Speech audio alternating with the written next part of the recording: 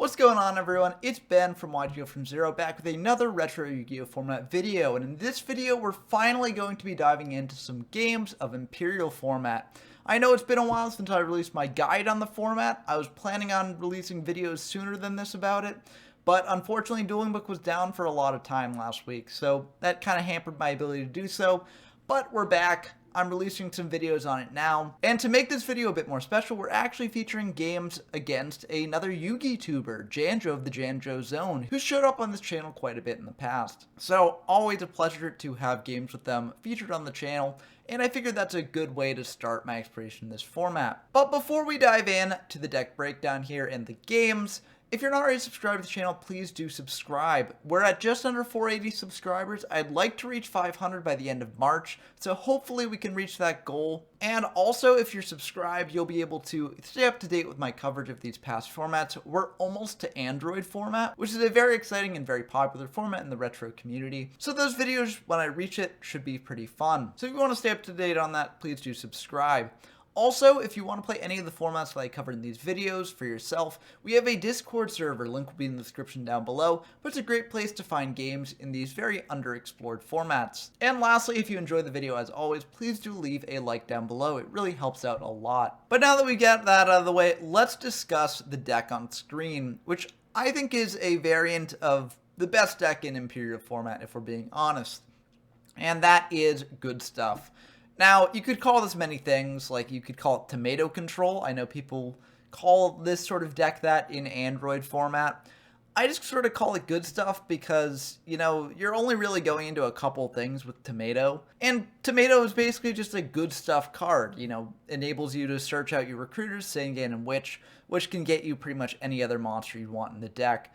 So I sort of just call this Good Stuff, and this is my build of it. I think that there are many different ways you could build this deck, and I think that that is where sort of the fun and optimization elements of this format will lie for any potential deck builders. Just sort of trying to figure out the best build of this Good Stuff deck, because frankly, I think this deck blows pretty much every other deck out of the water. It's not completely unbeatable, you know, other decks can win, but it is, in my opinion, the best deck hands down in the format. So let's go through the card by card here. We've got, of course, the 3 level 4 lower beaters with the highest attack in this format, which is Mechanical Chaser. This card is very good at getting aggressive. We also have a defender here, Giant Soldier of Stone. Defenders can be very nice to sort of just wall up against your opponent and force them to use removal on one of those instead of something like a Jinzo. We've also got the 3 recruiters, which is Black Forest and Sangan, which is newly limited, but having all 3 of these is still extremely powerful, and which can also search out Jinzo, which is one of the power cards in the deck. Jinzo is so strong because it shuts down pretty much all interaction that your opponent might have with you during your turn, and that can enable some major aggressive pushes. There are also plenty of ways to get Jinzo back from the graveyard with things like Call of the Haunted and Premature Burial, both of which are extremely good. For the other monsters, we've got Mystic Tomato, which can lend the deck its name if you call it Tomato Control. This card can be great at fetching out the recruiters, as I mentioned earlier. It can also fetch out other copies of itself, which is very nice, just having a replaceable monster. And lastly, it can also fetch out Cannon Soldier, which I think is still a good card to include in a deck like this. You know, it can still end the game out of nowhere if you're able to search it out when your opponent's at very low life. But I do think it's sort of gotten a bit worse than it has in the past, not through any fault of the card itself, but just through the fact that other cards are getting so much better.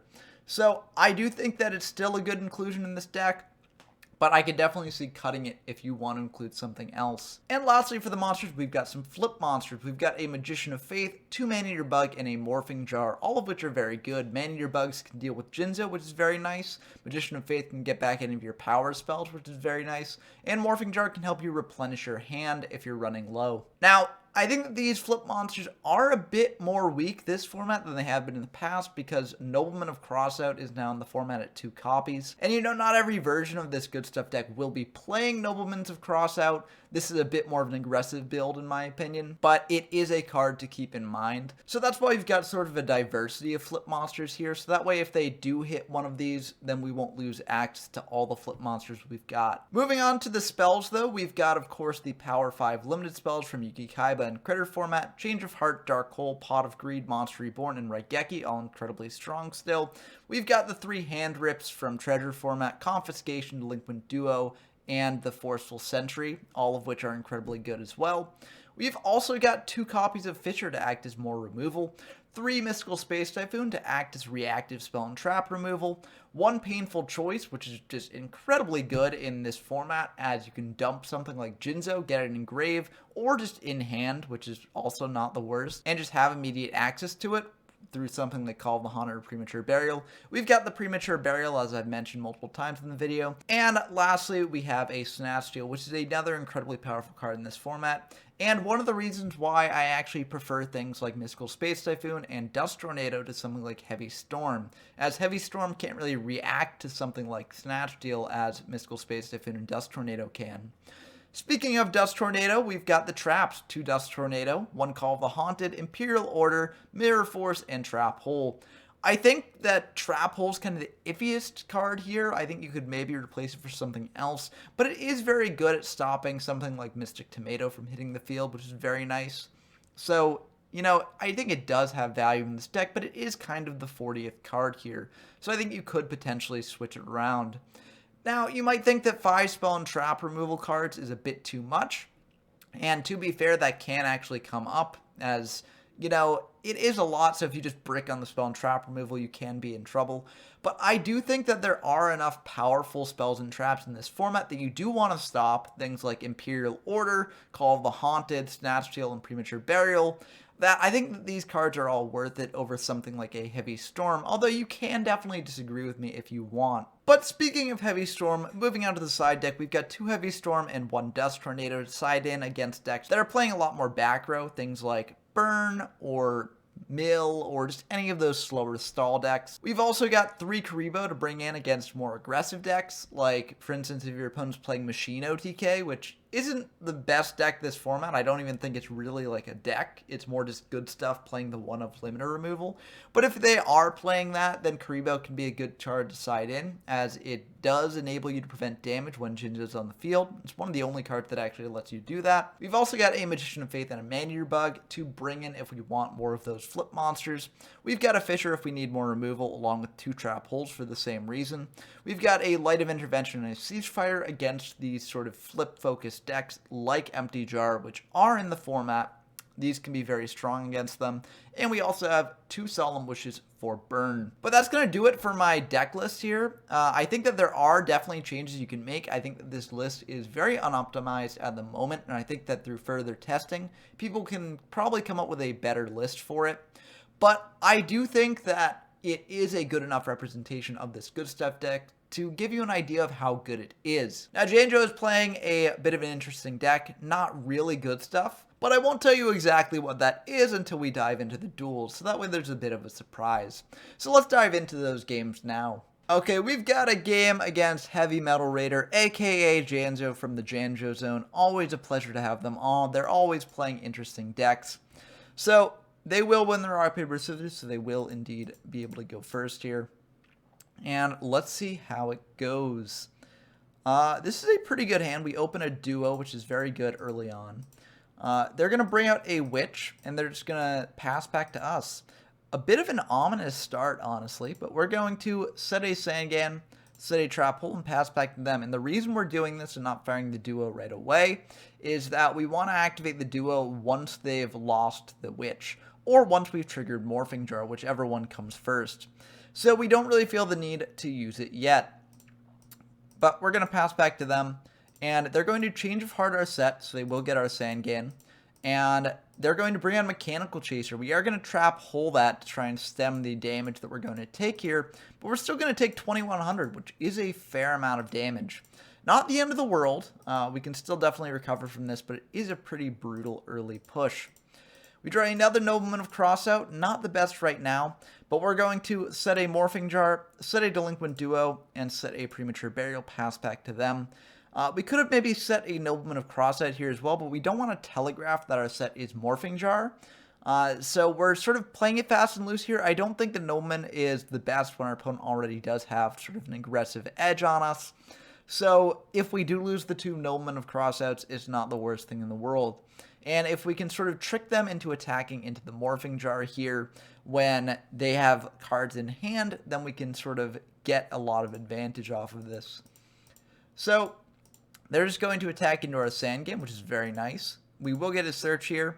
We're going to grab a Mystic Tomato. And main 2, they're going to set 1 and pass back to us. We draw a Magician of Faith, but we don't really have any good spells in grave. We could activate the duo now and then set the Magician of Faith to get back the duo, and that could be pretty good.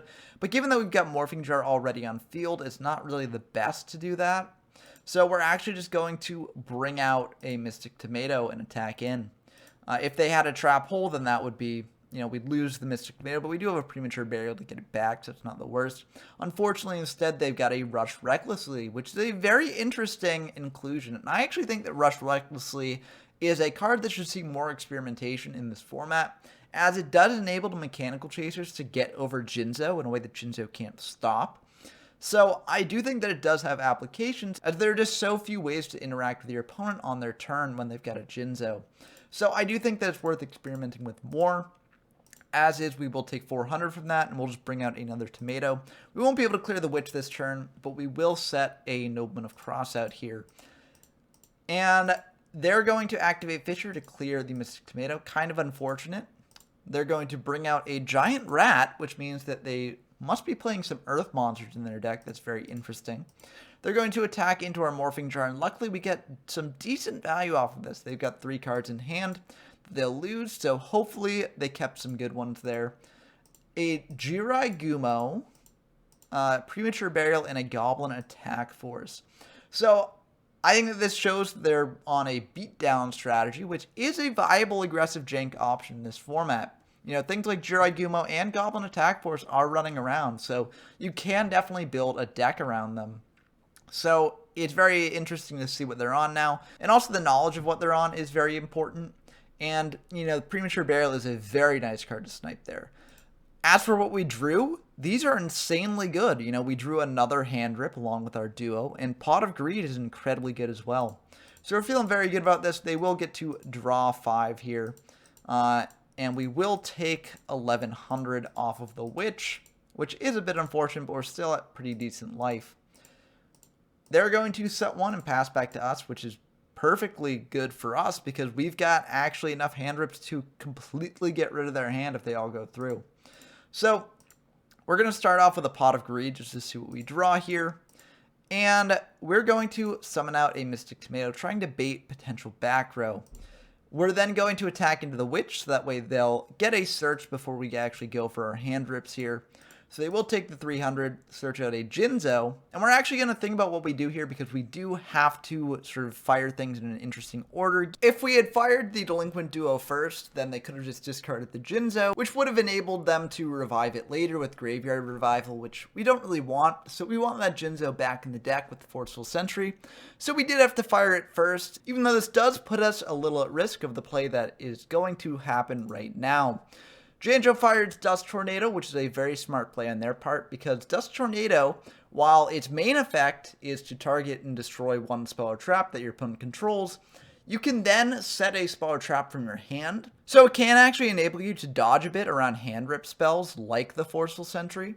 So they're going to target our center back row, and unfortunately that is Delinquent Duo, so we won't be able to get, a 3 hand rip turn here.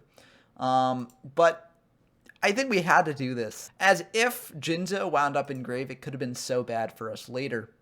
So we fired the Forceful Sentry, they hit our duo, 1/3 chance that that would happen, but we had to risk it, and unfortunately the risk didn't necessarily pay off for us, but we will get to see their hand now, and see that they have a Jinzo, a Trunade, and 2 Mechanical Chasers. So we are going to, of course, send back the Jinzo, as we don't want them to be able to revive that.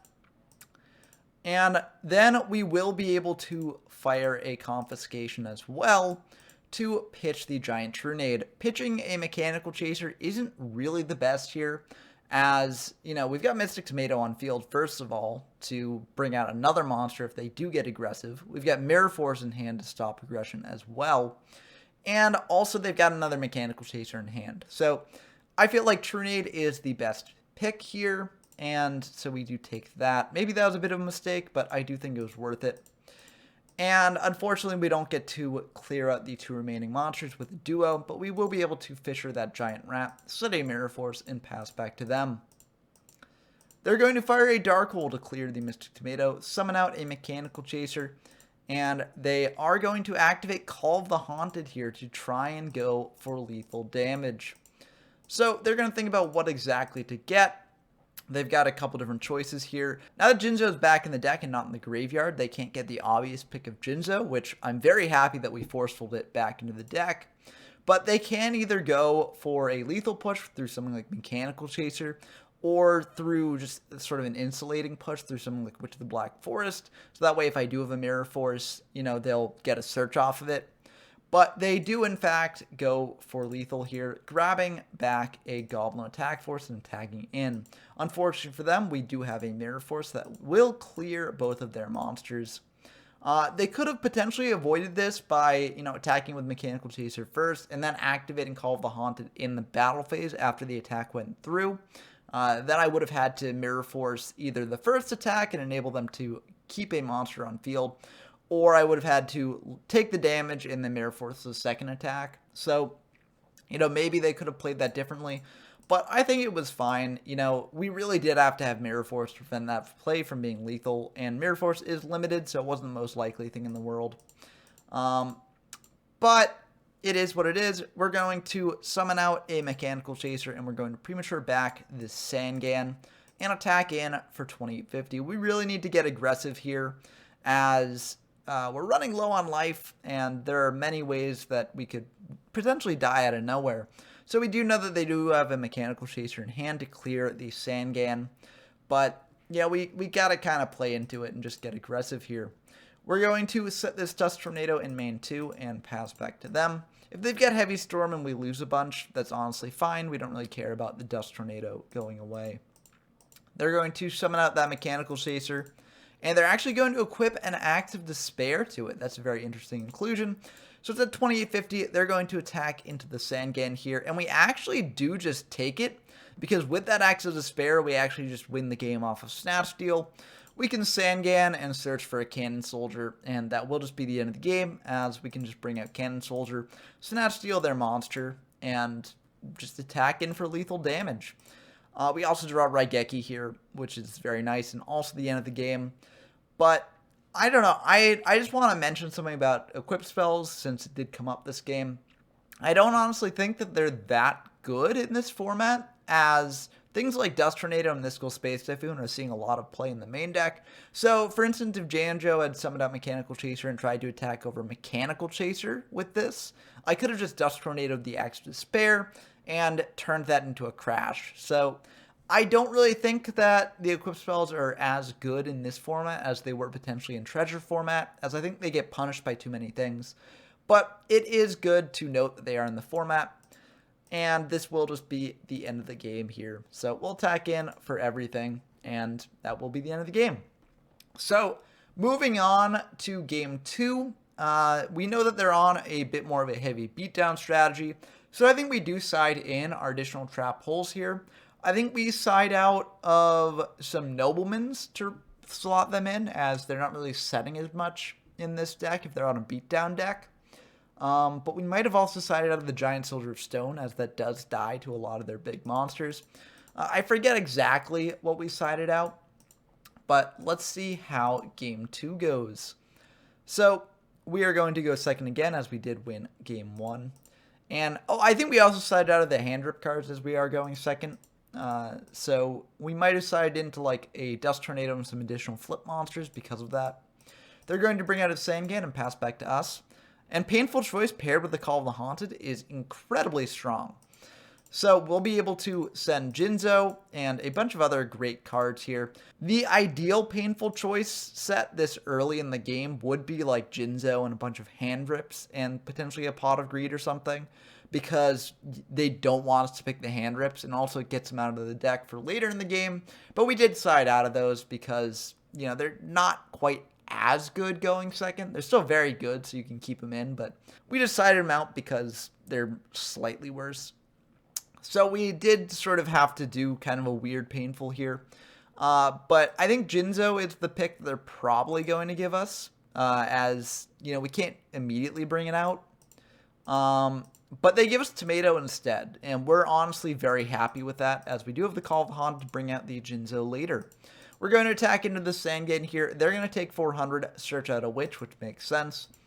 And main phase 2, we're just going to set this Call of the Haunted, pass back to them. If they do fire some spell and trap removal on it, we can just bring out Jinzo, which is very nice. They are going to Heavy Storm here. We're going to chain Call of the Haunted, bring out Jinzo. Call of the Haunted will get destroyed, and normally that would destroy the monster that Call of the Haunted brought back. But because Jinzo negates that part of Call of the Haunted's effect, it won't actually do so. So we'll be able to keep it. They'll be able to bring out a Jiraigumo and equip it with an Axe of Despair to get over the Jinzo. So that did work out for them. So maybe equip cards aren't as bad as I thought. But I think we're still in a pretty good position here. They unfortunately called the coin toss on Jiraigumo wrong, so they will drop down to 3,800 life points, and they're going to pass back to us. And we're just going to switch Mystic Tomato to defense, set a Sangan, and set a Mirror Force, pass back to them. We could have probably also set the Mystical Space Typhoon, but I didn't feel the need to bait out a heavy again. They're going to Dark Hole this, so that's very interesting. We will get a search off the Sangan, luckily, so we're just going to grab a Man-Eater Bug.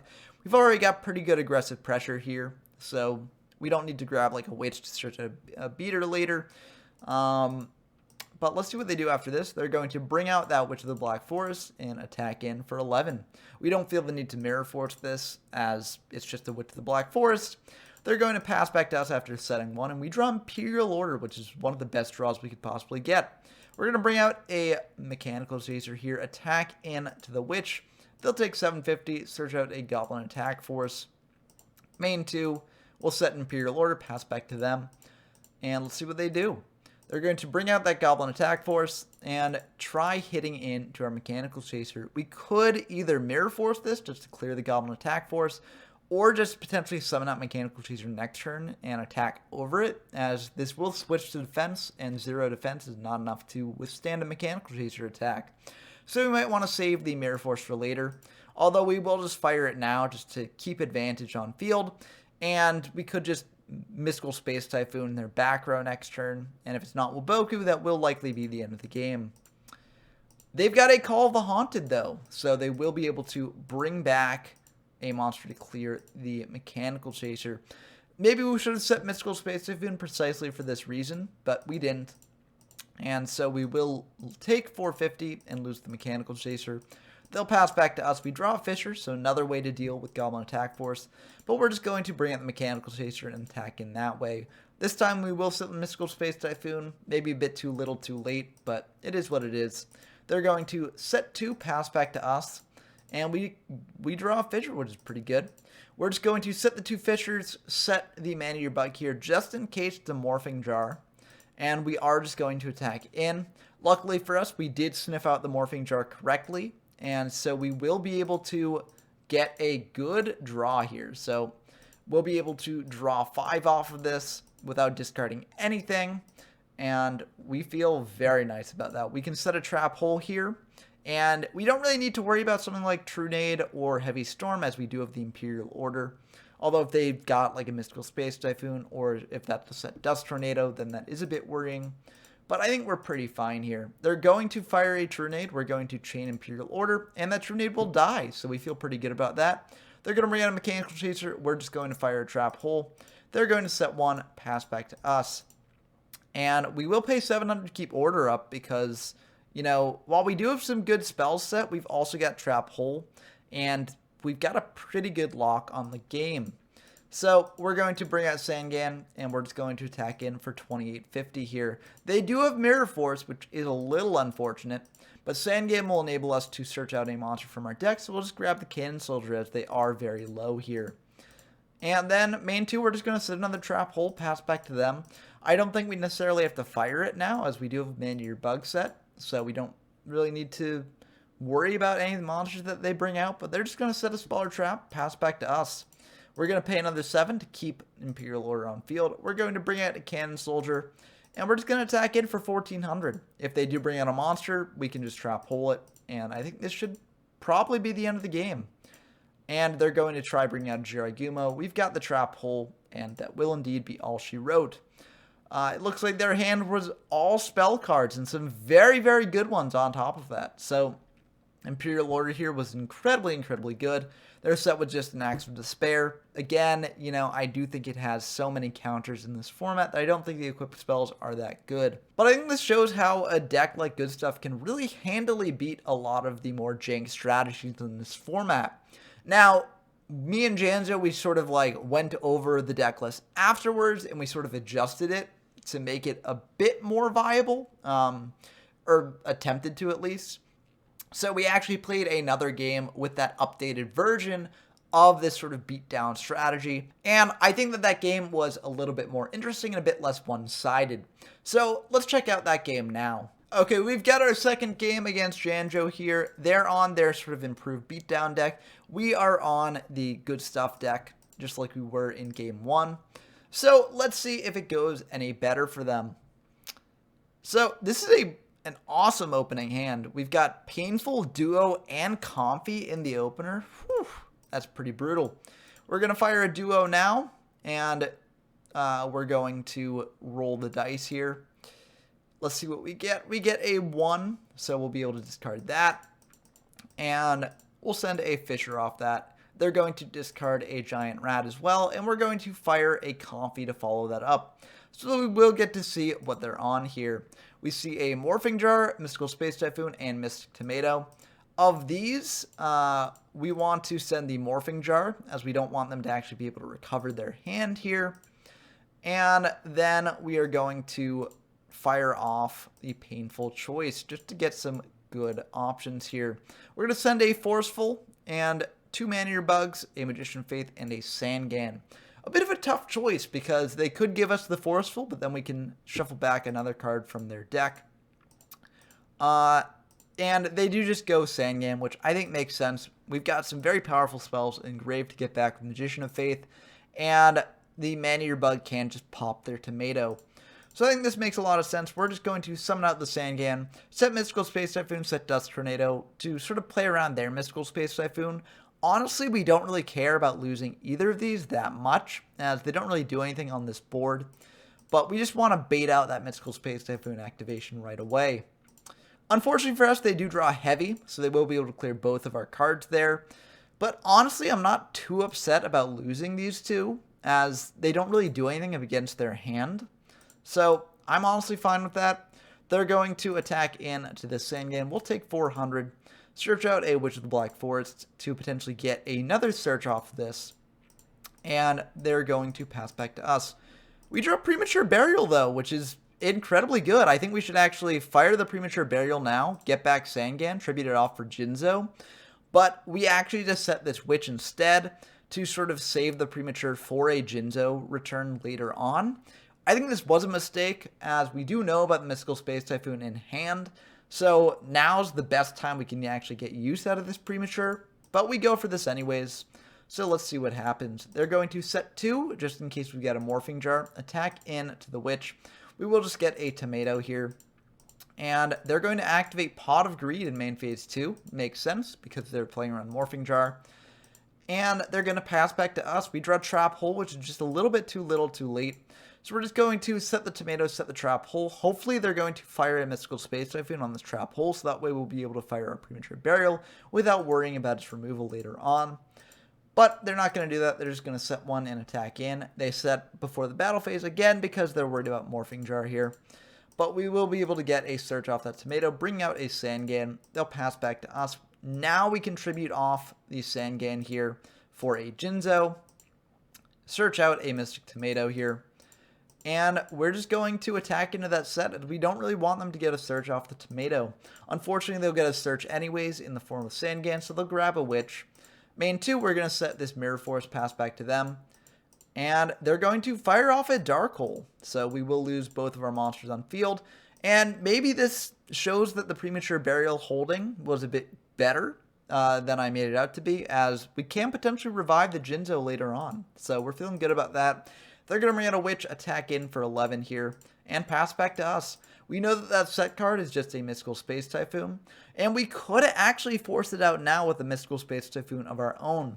If we do that, then they could definitely snipe one of our back row, which would be unfortunate, but we would be able to premature burial back the Jinzo, which would be pretty good. Instead, we're just going to fire out the Mystic Tomato and attack into that Witch there. They'll search out a Mechanical Chaser. Main 2, we're just going to set a Mystical Space Typhoon, pass back to them. And unfortunately for us, they're just going to set 1 and pass. So not really much we can do there. We can't get a search off of our Tomato. And if it's something with higher defense than Tomato, not much we can do here.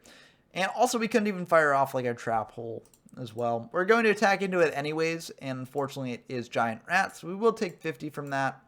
We're going to set this Dark Hole just in case they draw a Hand Rip and pass back to them. They unfortunately do draw a Hand Rip. It's Confiscation, so they will be able to get rid of our premature burial that we were saving for the Jinzo there. Bit unfortunate, but what can we do? They're going to bring out a Mechanical Chaser, attack into our Mystic Tomato. We could fire a Mirror Force here, but we don't really feel the need to. We can just bring out a Mystic Tomato. They're going to pass back to us. We draw a Mechanical Chaser of our own. We'll bring that out and attack into their Mechanical Chaser just to clear it. And we'll switch the Mystic Tomato to defense, pass back to them. Let's see what they do here. They're going to think a bit about this, and they're going to switch the Giant Rat to attack in. We are going to fire the Mirror Force on this because we don't actually want them to keep a Searcher on field. So that will clear the Rat. They're going to bring out Najaraguma, and we will actually Trap Hole that. So that will clear that as well. And now we can potentially get attacking in here. I think maybe we could have fired the Mystical Space Typhoon on their new set, but we figure it's probably not anything too bad. And we are a bit rewarded for that, I think. But we'll have to see what that is as the game goes on. They are going to summon a Mystic Tomato of their own, and they're going to set 1 and pass. They don't want us to get a search, just like we don't want them to get a search. We are going to Fisher away their monster and get a bit greedy here, summoning out a Mechanical Chaser and attacking in. I don't really think this is necessary. If they do have a board clear later on, this is a bit risky for us, but we're going for it anyways, so let's see how it works out for us. They do indeed have a Raigeki here, so we will lose both our monsters. I think if we were a bit less greedy there, then we could have been in a much better spot, but now we're both sort of at the mercy of our deck here. We both want to draw into monsters, but unfortunately, we just did not. And they draw into Dream Clown, which is a great Giant Rat target. So they will be able to get attacking here, and if we draw a sort of defensive monster, then we won't actually be able to capitalize on this, as if we do have to set it, then Dream Clown can just switch to defense and stop us.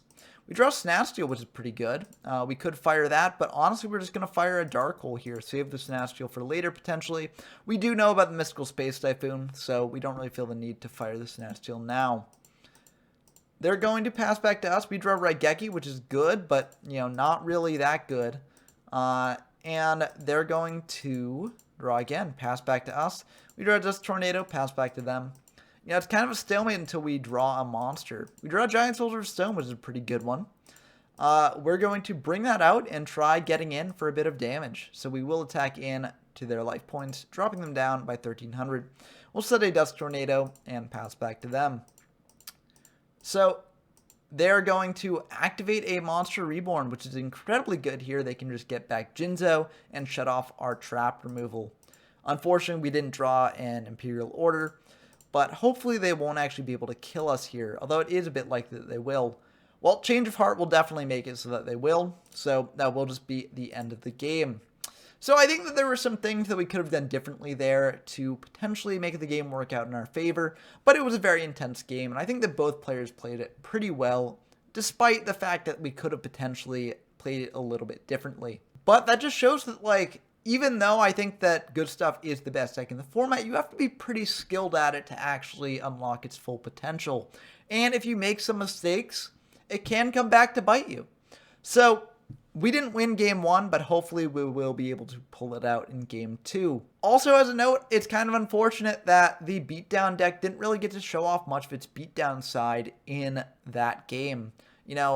I think that, it kind of won off the back of Good Stuff cards, and that does happen, as in Imperial format, there are just so many Good Stuff cards in the format that even the jank decks kind of have to play them. So, I can't fault it for that because every jank deck does have to play those good stuff cards, in my opinion. You can definitely build decks that don't play them, but I think that you're going to probably lose pretty much every game you play if you do that. So, that was a very good game 1, though. And hopefully game 2 will be just as good. But hopefully it can turn out in our favor. This is a pretty good opening hand here. We do draw Mechanical Chaser, which is very nice as well to have aggressive pressure later on. We're just going to set a Witch, set a Trap Hole here, pass back to them. Let's see what they do. They're going to fire Delinquent Duo, which is extremely good here. They're going to hit Mechanical Chaser, and we're going to think about what to discard, and we're actually going to discard a Mystic Tomato. We do have Witch to search out pretty much any other monster in our deck, so we don't really feel the need to keep monsters in hand. They're going to bring out Mystic Tomato. We're just going to Trap Hole that, as, Mystic Tomato is very annoying. So we'll clear that, and they're going to try and figure out what our set monster is by tricking us into answering their question, and we will not. So they're going to think very deeply about what to do here, and they actually are going to Reborn, targeting a Mechanical Chaser here. Hit into our Witch, and it's Witch. So we'll search out a Jinzo. Next turn, we can Reborn back the Witch, tribute it off for Jinzo, get some value off of it that way. They're just going to set one. If this is Imperial Order, then we get pretty punished here. But we're going to fire the Reborn. I think maybe this was a misordering. I think maybe we should have fired Confiscation first, as if that is an Imperial Order. They'll definitely fire it on a Confiscation, so we don't waste the Reborn. But we're going to do it in this order, and luckily it doesn't seem to be Imperial Order, so we will be able to bring back the Witch and tribute it off for a Jinzo. We'll search out a Sangan to keep the Recruiter train going, and we're going to just attack into that Mechanical Chaser. So that will go through, and then main phase 2, we're going to fire this Confiscation. See what they've got in hand. It's just a Mystical Space Typhoon and a Heavy Storm. And we're actually going to think about this, and we're actually going to get rid of the Mystical Space Typhoon. Again, as I said earlier, I think that Mystical Space Typhoon and Dust Tornado are actually the better spell and trap removal cards in this format, as, there's so many cards that you want to hit reactively. So if we do draw, a Snatch Steal or a Premature Burial later on, we'd much prefer our opponent to have the heavy in hand that we can play around, as opposed to something like Mystical Space Typhoon. Now, it's a bit unfortunate that we do have Mirror Force in hand, which we do kind of want to set on field, but we won't be able to do that. So if they do clear Jinzo, then we're kind of out of luck. But it is what it is.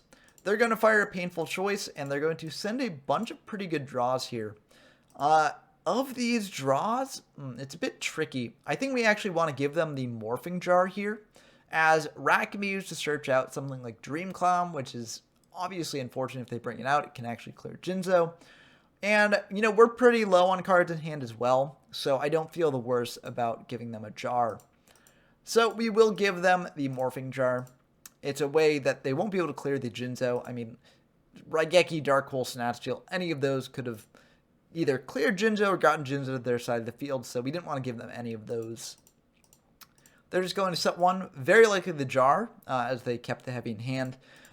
Seeing that, they set the jar with the heavy in hand, I actually let them set the heavy to field, as, they would have made this play if they'd been thinking about it a bit more. So I just let them do that out of the goodness of my heart. And so this is a bit unfortunate for us, as we do have two very powerful cards here that can be heavied, but we had to set them, as Imperial Order was going to be able to go off anyways. And we draw Imperial Order, which is a good out to heavy if they do indeed fire it. But unfortunately, we have Jinzo on field, so we won't actually be able to take the most advantage of that. We're going to fire off a Pot of Greed here, and we actually do draw another out to heavy, which is very good here. We're going to start by just forward-filling, just to see what they've got in hand, to see if we need to actually save the Mystical Space Typhoon. But it looks like there's nothing we really need to save it for, although this is a bit of a threatening hand. Confiscation can rip a card out of our hand. Change of Heart can take Jinzo, and Juraigumo and Goblin Attack Force are both pretty big beaters. Dust Tornado is a bit less good here, as we do have Jinzo, but, I think that there are a lot of good choices here. I think we do want to take the Change of Heart, though, and we will indeed send that back to deck, as we don't want them to take Jinzo. So Change of Heart will go back, and knowing what they've got, we can feel safe firing the Mystical Space Typhoon to clear the Heavy Storm, and then setting a couple here just to play around that confiscation that they've got in hand. So they are indeed going to fire the confiscation just to rip the last card out of our hand. It's a Mystic Tomato. They're going to bring out this giant rat here and attack into the Sangan. I think maybe if they were going to go for this play, they should have probably fired the Confi after we searched off the Sangan, but I think it's still fine. They're kind of in a really tough spot either way, so I don't think it will matter much in the long run. And we draw Change of Heart, so this is just the end of the game. We're going to fire Painful Choice, honestly just to clear up a back row spot so we can fire off that Change of Heart. And they're going to give us a Dust Tornado, but honestly we just kind of sent 5 random cards, as this is just the end of the game with Jinzo on field. So that will be the end of the game. And kind of unfortunate, it was very one-sided because good stuff can occasionally just be incredibly one-sided. You're playing so many just broken cards that, you know, if you get to use them all, you could just basically instantly win. And that's kind of what happened here. Going into game 3, I think we do kind of the siding that we did in the previous game. So we side out the hand rips. We side in some trap holes. I think we also side in some Dust Tornadoes because we side out some Nobleman's Crossout and the Giant Soldier of Stone. So, you know, maybe that adds too much spell and trap removal to the deck, but honestly we don't really have many better options to side in there, and Dust Tornado isn't that bad. So we don't feel too bad about bringing it in. This is a pretty good opener. We've got 2 spell and trap removal in the opener, so that's that extra Dust Tornado potentially coming up. But they're going to bring out a giant rat and pass back to us. We're going to try and Painful for a way to clear that, potentially. So we're going to send a Jinzo, send a bunch of Fissures, and we're also going to send a Sangan. So, you know, they'll probably give us the Jinzo here, and they will indeed give us the Jinzo, as they don't want us to get anything else. Maybe we should have sent the Fissures, as that does deprive us of a lot of monster removal in the deck, and we kind of want to keep monster removal around. But having a Jinzo in hand is fine either way, so not the worst thing in the world. And with Mystic Tomato, we will likely be able to bring it out. So we're going to set Mystical Space Typhoon and Imperial Order, pass back to them. I think maybe we should have set a Dust Tornado and Imperial Order instead, as, you know, we can't actually activate Mystical Space Typhoon under Imperial Order. But I don't know. I think it's a very minor thing. Maybe it would have come up, but they're going to bring out a Mechanical Chaser here and attack in. Maybe we should have also set the Trap Hole. We've got Imperial Order to prevent something like a Heavy Storm. I think we're playing around, like, if they've got a Mystical Space Typhoon or a Dust Tornado, we don't want to, like, set all of our back row and then, like, they fire a Heavy, we activate Imperial Order, and they chain, like, Mystical Space Typhoon or Dust Tornado. That would be pretty bad for us. So we didn't, like, want to commit too much. But I think we definitely could have. And this is coming back to bite us a little bit, as they will be able to get some searches off of this giant rat. So they're going to attack into our Mystic Tomato, and that will clear it. So we'll bring out another Mystic Tomato. They're going to bring out another giant rat. They'll attack in yet again, and we're going to bring out a Witch of the Black Forest, as that is our 3rd Mystic Tomato. Let's see what they bring out here. They're going to bring out a Dream Clown, which can indeed clear the Witch, and it puts us in a really tough spot for next turn, as if we do draw a monster, they can just clear it with Dream Clown. So kind of unfortunate. We are going to bring out the Mechanical Chaser, which I think makes a lot of sense here. They're going to set another pass back to us, and if we had set the Dust Tornado turn 1, we could have fired the Dust Tornado on one of their back row and then fired Mystical Space Typhoon on the other to make sure our Mechanical Chaser went through here, as this is a very important play of the game. But unfortunately, we didn't do that, and so this might come back to bite us. We're going to bring out Mechanical Chaser and try attacking in to the Dream Clown here. Unfortunately, their new set was Mirror Force. Maybe we should have just fired a Mystical Space Typhoon on their new set either way, just in case it was something that could stop us here. But we didn't do that, and we get a bit punished for it. Although I think the thing we get majorly punished for is just not setting the Dust Tornado turn 1. But with that happening, we're just going to set a Trap Hole, pass back to them. And let's see what they do. They're going to attack in for 30-50 here, which is a lot of damage. And there's not much we can really do about this. They're going to set another pass back to us. We draw another Dust Tornado, which another reason why we should have set the Dust Tornado turn 1 and gone for the Spell and Trap removal play, because we slided into a bit more spell and trap removal, so it's very likely that we could have drawn some later on. And if we had used spell and trap removal early, we could have potentially been in a much better spot and made this draw a lot less bad. As is, we kind of just have to set this Man-Eater bug and pass back to them. They can clear it with Dream Clown, but we had to do something there.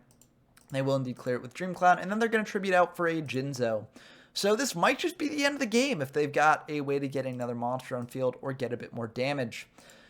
They're going to try and go for a Call of the Haunted on the summon of Jinzo. This doesn't actually work this way. You can't do that. You can, like, activate counter traps when Jinzo is summoned. So, for instance, if you've got a Solemn Judgment or a Horn of Heaven, you can indeed fire that because Jinzo technically isn't on the field during its summon window, but you can't actually activate something like Call of the Haunted because, like, you can only activate counter traps during the summon window period of Jinzo being brought out, and by the time that is passed, Janjo is now officially on the field, so you can't activate traps in response. So they won't actually be able to do this, but it's a good thing to note what traps can and can't be activated on the summon of Jinzo if you are playing this format for yourself, as Jinzo does appear in most decks. Anyways, they're going to attack in for 4250 here and deal a fair bit of damage. And then main phase 2, they're just going to pass back to us. We need something pretty good here in order to claw our way back, and unfortunately another copy of Dust Tornado won't quite do it, so that will just be the end of the game. I think that game 3 could have easily gone a different direction if we had played it a little bit better, and potentially, you know, just gone for the full back row set when we had Imperial Order on field. Them having both Heavy and Mystical Space Defender Dust Tornado isn't the most likely thing in the world, so we probably should have just played into it to give ourselves a better board position. But, you know, these are decisions that you kind of have to make in Imperial format, and if you make the wrong ones, it can come back to bite you. I think that also, you know, it's nice seeing the beatdown deck win a game here, as it is a bit more of a jank strategy. And I do think that the sort of, like, improvements that we made to it did help it actually win the game here. Now, you could argue that it won the game off the back of the more good stuff cards in it, but as I said, jank decks kind of do have to include those good stuff cards, and it is a part of their strategy. So, you know, it may not feel as good as, like, winning through a Goblin Attack Force attack directly, but, like, just having those beatdown monsters in the deck can make your opponent, like, do some different plays and play differently, and I think that does come up in these games here, even though the beatdown deck didn't really get to show off its full jank potential. But what do you think of these games, and what do you think of the meta of Imperial format as a whole? Do you like the fact that, you know, these good stuff cards are seeing so much play and the skill required to wield them, and that you need a fair bit of skill to wield them to their fullest potential? Or do you think that the fact that all these good stuff cards are seeing play sort of just like waters down the jank strategies and makes the format a lot less diverse and fun? Let me know down in the comments below. I look forward to chatting with you there. But until next time, I've been Ben from YGO from Zero, and I'm signing off.